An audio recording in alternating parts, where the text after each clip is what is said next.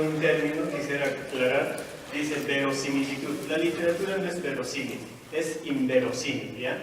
Esa aclaración, ¿ya? Compañero, por favor, tengan en cuenta, ¿ya? Pero también la literatura no es totalmente subjetiva, como dice, sino que abstrae la realidad para poder dar a entender muchas más cosas de lo que la filosofía puede dar con un solo término. La literatura no hay que interpretarlo de una sola forma, sino que hay que ir más allá de lo que dice el texto mismo, ¿ya? No hay que tomarlo como si fuera una carpeta y eso es carpeta, ¿no? Sino que la literatura tiene múltiples interpretaciones.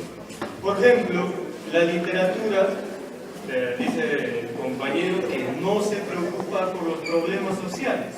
Por ejemplo, la filosofía jamás ha denunciado actos como lo que ha pasado en lo que es el pueblo de Rancas, en Cerro de Pasco, ya cuando la minería del Cerro de Pasco Corporation devoraba toda una sociedad, toda una comunidad. ¿Quién es el que denuncia directamente? Es la literatura, ¿ya?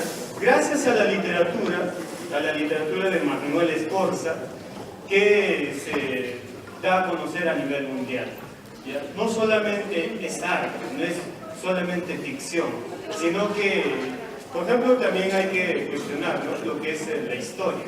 La historia no solamente son hechos verídicos, sino que también está apoyado de la ficción. Sino que sería que el historiador como Jorge Basadre, que dio toda la vida republicana, sino que está en base a datos y estos datos se sistematizan y se convierte en historia, ¿no? Pero también la literatura y la historia están conectados, ¿no? Tienen una similitud y un parentesco, ¿no? También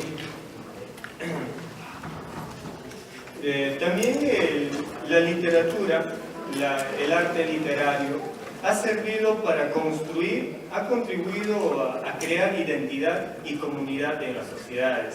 Si no, España no sería España si no fuera por el Miocid, por ese texto literario, porque eso ha contribuido a formar esa sociedad. El Perú, el Tawantinsuyo, el Incanato, como queramos llamarlo, no hubiera sido sociedad si no fuera por las leyendas de Manco Cápac, Mama Ocllo, los hermanos Aya. Ha contribuido a formar esa sociedad. No quiere decir que la literatura no tenga valor. Ahora, si la literatura es ciencia o no es ciencia, la literatura tiene una parte que es la teoría literaria, que es la ciencia literaria, ¿ya?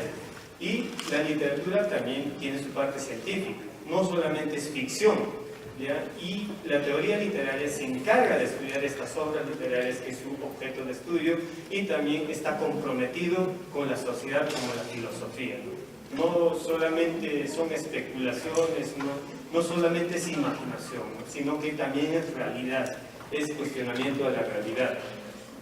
Como decía Roland Barthes, irónicamente yo también repetiría esta frase: la literatura no piensa, sino lo hace, ¿ya? Y también, por otra parte, quien posee el discurso se representa a sí mismo como desea verse y como espera que lo vean los demás. Y en el texto literario, un escritor refleja y representa a una sociedad que está en constante cambio, ¿no? Por ejemplo, los últimos literatos en el Perú, como por ejemplo, voy a citar a uno que consideran que es literatura, Jaime Bailey. Esos textos pueden servir para poder entender el movimiento social de los jóvenes, ¿ya? Fácilmente se puede coger ese texto y entender ese problema de la juventud. Por ejemplo, hoy en día el Perú actual se construye en base a los textos de Arguedas, ¿ya? Por ejemplo, el Perú actual, si no fuera por Arguedas, no se reconocería a sí mismo como tal, como una sociedad multilingüe, pluricultural. No lograría entenderse si no fuera por Arguedas.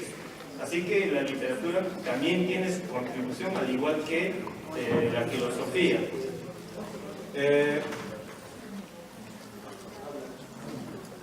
Bien, También la obra literaria, como les vuelvo a decir, no se tiene que llegar a entender propiamente como texto, sino que hay que ir más allá. Por ejemplo, si yo les hablo de la literatura oral y les hablo sobre Jarjacha, y no me van a decir qué bonito, ¿no? Qué bonita esa historia, sino que hay que ir más allá.